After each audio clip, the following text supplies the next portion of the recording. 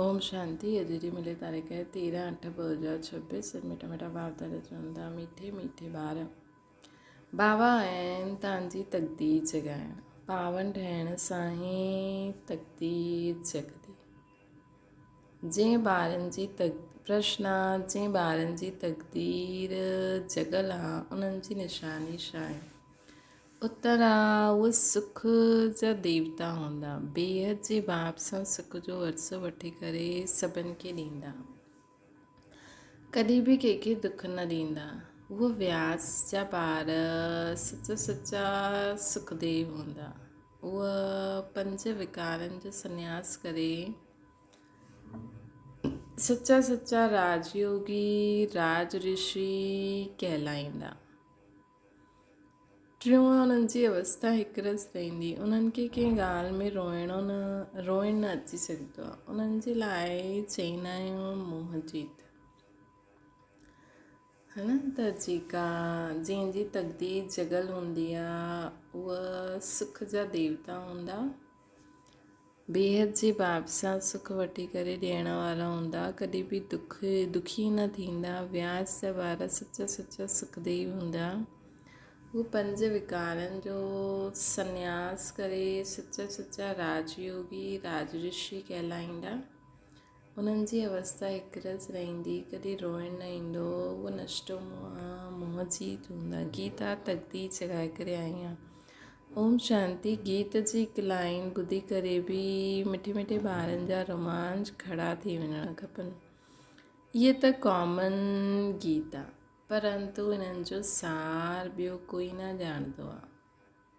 बाबा ही अची करे हर गीत शास्त्र जो अर्थ सम्झाईंदा आहिनि। मिठे मिठे ॿार इहे बि ॼाणंदा आहिनि कि कलयुग में सभिनि जी तक़दीर सुम्ही पई आहे। सतयुग में तक़दीर जॻल हुई रहंदी आहे। सुई हुई तक़दीर खे जॻाइण वारो ऐं मत ॾियण वारो अथवा तक़दीर ठाहिण वारो हिकु बाबा आहे। उहे ई वेही ॿारनि जी तक़दीर जॻाईंदा आहिनि। जीअं ॿारु पैदा थींदो आहे ऐं तक़दीर जॻी वेंदी आहे। ॿारु जनमियो ऐं उन्हनि खे इहो पतो पइजी वेंदो आहे कि असां वारिस आहियूं। हूबहू इहा बेहद जी ॻाल्हि आहे। ॿार ॼाणंदा आहिनि कल्प असांजी तक़दीर जॻंदी आहे ऐं सुम्ही पईंदी आहे। पावन ठहींदा आहियूं त तक़दीर जॻंदी आहे। पावन गृहस्थ आश्रम चइबो आहे न। पावन अक्षर पवित्र हूंदो आहे। पवित्र गृहस्थ आश्रम उन्हनि जे अगेंस्ट पोइ अपवित्र पतित धर्म आश्रम न चईंदासीं। गृहस्थ धर्म त सभिनि जो आहे, जानवरनि जो बि हूंदो आहे। ॿार त सभु पैदा कंदा आहिनि, जानवरनि खे बि चईंदा आहियूं गृहस्थ धर्म में। हाणे ॿार ॼाणंदा आहिनि असां स्वर्ग में पवित्र गृहस्थ आश्रम में हुयासीं, देवी देवता हुयासीं। उन्हनि जी महिमा बि ॻाईंदा आहियूं, सर्वगुण संपन्न। तव्हां ख़ुदि बि ॻाईंदा हुयो। हाणे तव्हां सम्झंदा आहियो असां मनुष्य सां सो देवता पोइ वरी खां ठहूं था। देवी देवताउनि जो धर्म आहे। पोइ ब्रह्मा विष्णु शंकर खे बि देवता चईंदा आहियूं। ब्रह्मा देवताए नमः, विष्णु देवताए नमः। शिव जे लाइ चईंदासीं शिव परमात्माए नमः। त फ़र्क़ु थी वियो न। शिव ऐं शंकर खे हिकु न चई सघंदा आहियूं। पत्थर बुद्धि उहा हाणे पारस बुद्धि ठहनि था। देवताउनि खे पत्थर बुद्धि न चईंदासीं। पोइ ड्रामा प्लान अनुसार रावण राज्य थियण सां उन्हनि खे बि सीढ़ी उतरणी आहे। पारस बुद्धि सां पत्थर बुद्धि ठहिणो आहे। सभिनि खां बुद्धिवान ठाहिण वारो उहो हिकु बाप आहे।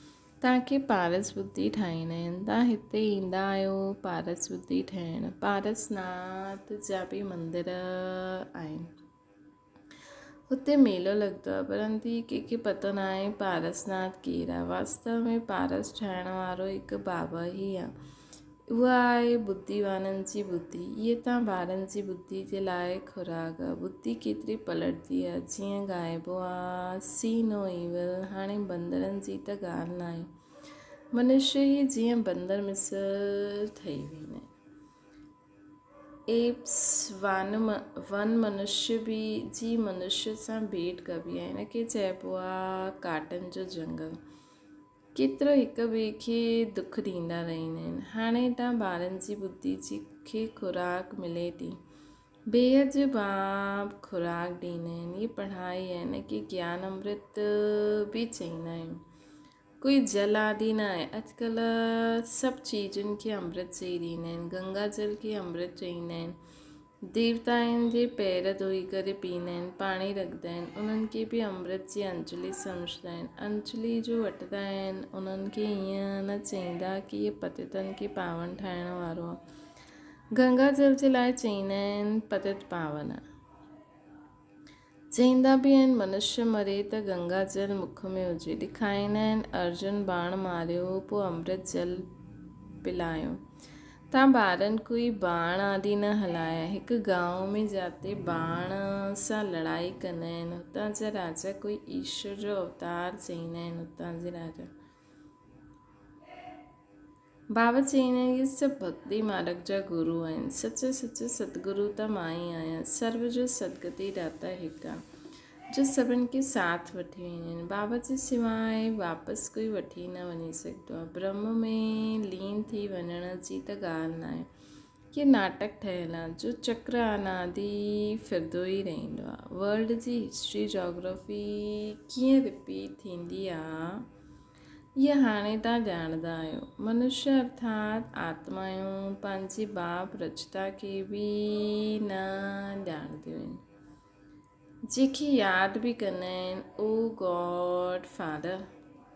हद जे बाप खे कॾहिं गॉड फादर न चईंदासीं। गॉड फादर अक्षर ॾाढो इज़त सां चईंदा आहिनि।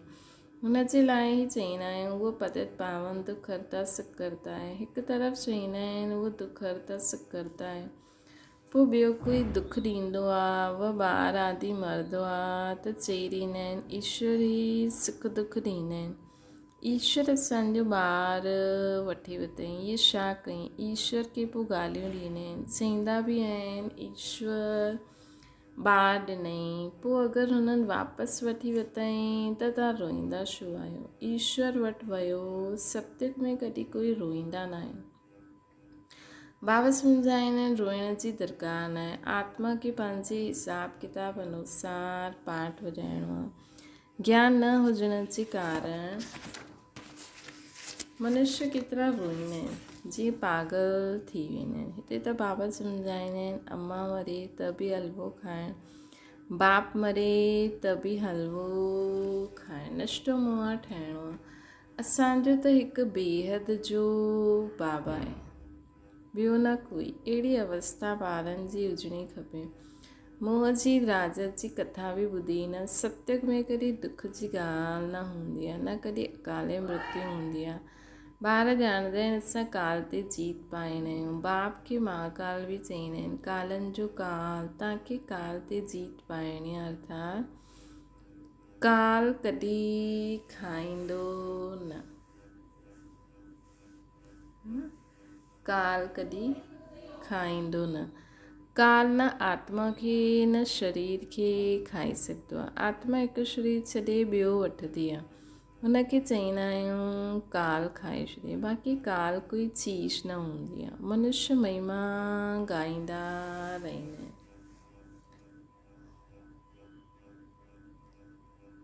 सम्झदा कुझु न आहिनि। अच्युतम केशवम बाप सम्झाईंदा आहिनि इहे पंज विकार तव्हांजी बुद्धि खे केतिरो ख़राबु करे छॾींदा आहिनि। हिन समय कोई बि बाप खे न ॼाणंदा आहिनि। हिन करे इन्हनि खे आर्फन जी दुनिया चइबो आहे। आर्फन मतिलबु जंहिंजा माउ बाप न हुजनि। केतिरो आपस में लड़दा झगड़दा रहंदा आहिनि। ये सॼी दुनिया बाबा जो घर आहे। ये सॼी दुनिया शिव बाबा जो घर आहे। बाबा सॼी दुनिया जे ॿारनि खे पावन ठाहिण ईंदा आहिनि।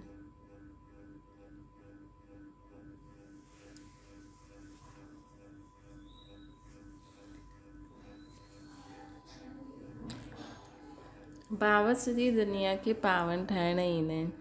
अॼुकल्ह बराबरि पावन दुनिया हुई। ॻाईंदा बि आहिनि राम राज राम प्रजा। हुते पोइ अधर्म जी ॻाल्हि कीअं थी सघंदी।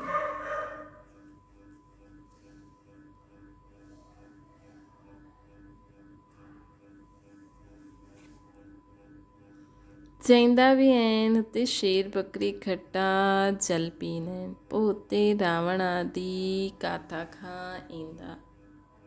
सम्झंदा न आहिनि, ॿाहिरां वारा त अहिड़ी ॻाल्हि ॿुधी करे हसंदा आहिनि की इहे छा था चवनि। बाबा अची करे ज्ञान ॾींदा आहिनि, इहे पतत दुनिया आहिनि। हाणे प्रेरणा सां पतत खे पावन ठाहींदा, छा सॾु कंदा आहिनि पतत पावन अचो त ज़रूरु भारत में ई ईंदमि न। हाणे बि चईंदा आहिनि मां ज्ञान जो सागर आयो आहियां, तव्हां बाप समान मास्टर ज्ञान सागर ठाहिण तव्हांखे। बाबा खे सचो व्यास चईंदासीं त इहे व्यास देव तव्हां उन्हनि जा ॿार सुख देव, तव्हां हाणे सुख जा देवता ठहींदा आहियो, सुख जो वरसो वठो था व्यास शिवाचार्य खां, है न। व्यास जा ॿार तव्हां आहियो, परंतु मनुष्य मूंझ न वञनि इन करे चइबो आहे शिव जा ॿार आहे। त व्यास सचो व्यास शिव बाबा आहे, सुख ॾियण वारो। बाप तव्हांखे बाबा ज्ञान सागर आहिनि, चईंदा आहिनि न व्यास शास्त्र लिखे, त मेन व्यास त शिव बाबा आहे। शास्त्र लिखंदा आहिनि लेकिन ज्ञान जो सागर ज्ञान ॾींदा आहिनि। बाबा जो असली नाम शिव आहे। आत्माउनि खे वञिणो हूंदो आहे परमात्मा खे, आत्माउनि खे ॼाणणो हूंदो आहे, परमात्मा खे बि ॼाणबो आहे। उहो ई अची करे पतत सां पावन ठहिण जो रास्तो ॿुधाईंदा आहिनि। चईंदा आहिनि मां आत्माउनि जो पीउ आहियां, चईंदा आहिनि अंगूठे मिसल, एतिरो वॾो त हुते ठहिरी न सघे न, उहो त ॾाढो सूक्ष्म आहे। डॉक्टर माण्हू बि मथो मारंदा आहिनि आत्मा खे ॾिसण जे लाइ, परंतु ॾिसी न सघंदा आहिनि। आत्मा खे रियलाइज़ कबो आहे। बाप पुछंदा आहिनि हाणे तव्हां आत्मा खे रियलाइज़ कयो आहे? एतिरी नंढी सी आत्मा में अविनाशी पार्ट नूंदल आहे, जीअं हिकु रिकॉर्ड आहे। पहिरियों तव्हां देह अभिमानी हुयो, हाणे देही अभिमानी ठहिया आहियो। तव्हां ॼाणंदा आहियो असांजी आत्मा 84 जन्म कीअं वठंदी आहे, उन्हनि जो एंड न थींदो आहे। कोई पुछंदा आहिनि इहो ड्रामो कॾहिं खां शुरू थियो, परंतु इहे त अनादि आहे, इहो कॾहिं विनाश न थींदो आहे। इनखे चइबो आहे ठहियल ड्रामा, अविनाशी वर्ल्ड ड्रामा। वर्ल्ड खे बि तव्हां ॼाणंदा आहियो, जीअं अनपढ़ ॿारनि खे पढ़ाए बि आहे न, ईअं बाबा तव्हां ॿारनि खे पढ़ाइनि था। आत्मा ई शरीर द्वारा पढ़ंदी आहे। इहे पत्थर बुद्धि जे लाइ फूड आहे। बुद्धि खे सम्झ मिलंदी आहे न। तव्हां ॿारनि जे लाइ बाबा चित्र ठाराया अथई, तव्हां ॾाढो सहज करे छॾियो अथई न, चित्रनि द्वारा सहज। त्रिमूर्ति ब्रह्मा विष्णु शंकर। हाणे ब्रह्मा खे त्रिमूर्ति छो चईंदा आहिनि? देव महादेव हिकु ॿ जे मथां रखंदा आहिनि, अर्थ कुझु न चईंदा आहिनि, सम्झंदा आहिनि, ॼाणंदा आहिनि। हाणे ब्रह्मा कीअं थी सघंदो आहे, जबकि ब्रह्मा खे प्रजापिता चइबो आहे, त सूक्ष्म वतन में उहो देवता कीअं थी सघंदा आहिनि? ब्रह्मा त प्रजा जो पिता आहे न, त सूक्ष्म वतन में उहो देवता कीअं थी सघंदो आहे?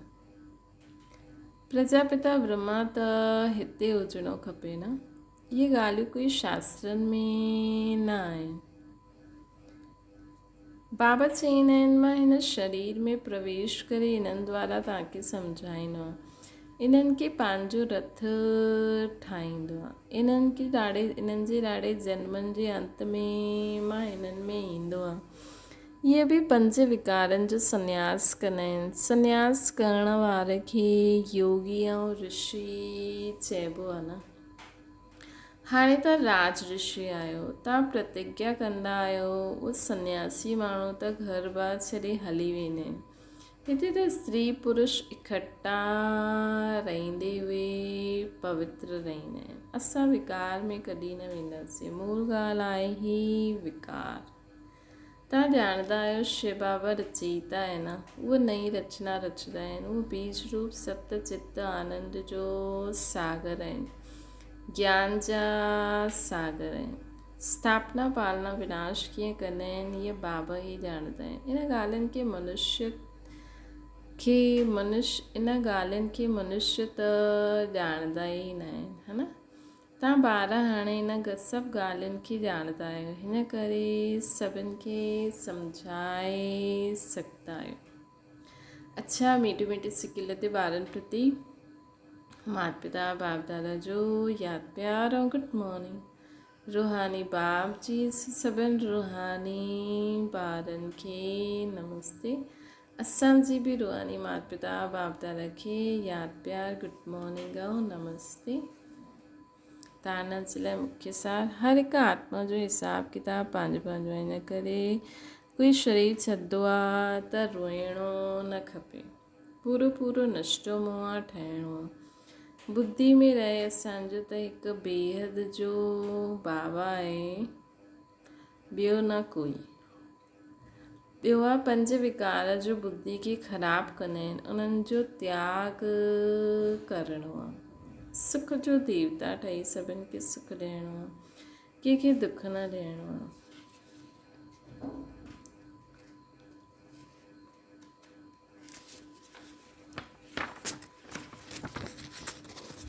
वरदाना सदा मर्यादाउनि जी लकीर जे अंदरि रहण जी केयर करण वारा मर्यादा पुरुषोत्तम ठहो।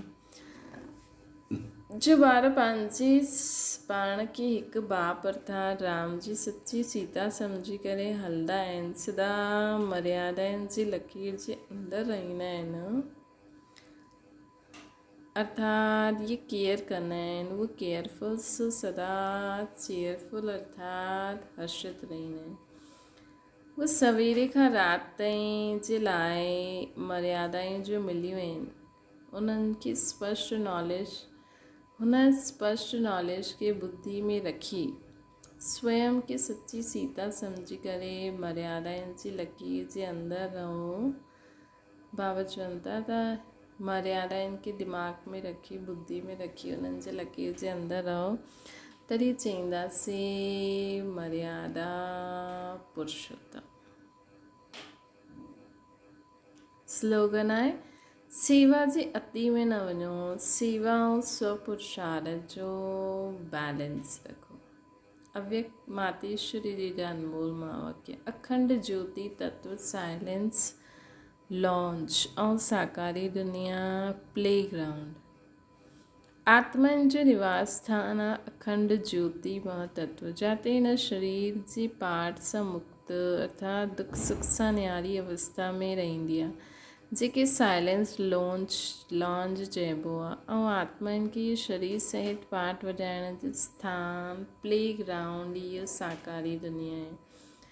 त मुख्य ॿ दुनियाऊं आहिनि, हिकु निराकारी दुनिया, ॿियो साकारी दुनिया। दुनिया वारा त सिर्फ़ु चइण मात्र चईंदा आहिनि कि परमात्मा रचता पालना कंदो आहे, सिंगार कंदा आहिनि, खिलाईंदा आहिनि, मारंदा आहिनि, जलवाईंदा आहिनि, बि उहे ई आहिनि, त दुख सुख ॾियण वारो उहो ई आहे। जॾहिं कोई खे दुख ईंदो आहे त चईंदा आहिनि प्रभु तव्हांजो भाणो मिठो लागे। हाणे इहा अयथार्थ ज्ञान आहे, छो जी ये कोई परमात्मा जो कमु न आहे। परमात्मा दुख हरता सुख करता आहे, दुख करता न आहे। जनम वठणु जनम छॾणु, दुख सुख भोगण हर मनुष्य आत्मा जा संस्कार आहिनि।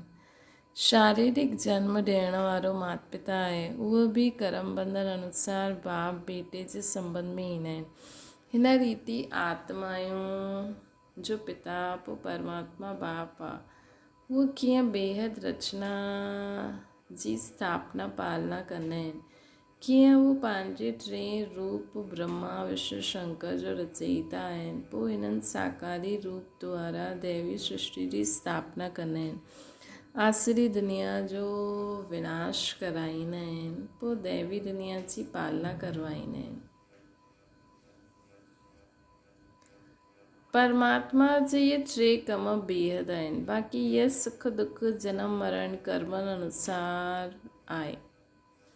बाबत सिर्फ़ु स्थापना विनाश पालना कराईंदा आहिनि, है ना। बाक़ी आत्माउनि खे जनम मरण दुख सुख कर्मनि अनुसार थींदो आहे। परमात्मा त सुखदाता आहे, कोई पंहिंजे ॿार खे दुख ॾींदो छा? अच्छा, ओम शांति। अव्यक्त इशारो आहे, संपूर्ण पवित्रता अर्थात मनसा में बि हिकु विकार जो अंश न रहे, हिकदमि अपवित्रता जी अविद्या वाली आत्मा। ज्ञान गुण सर्वशक्तिन जी प्राप्ति में सदा संपन्न आत्मा। ज्ञान गुण शक्तिन जी प्राप्तिन में सदा संपन्न आत्मा। सर्व प्राप्ति जी लाइट जो क्राउन स्पष्ट रेखाएं में दी इनके चैबुआ संपूर्ण पवित्र आत्मा। स्वयं सदा लाइट आत्मिक रूप में अनुभव करे। कर्म में भी पांजी के लाइट अर्थात हल्को महसूस करे।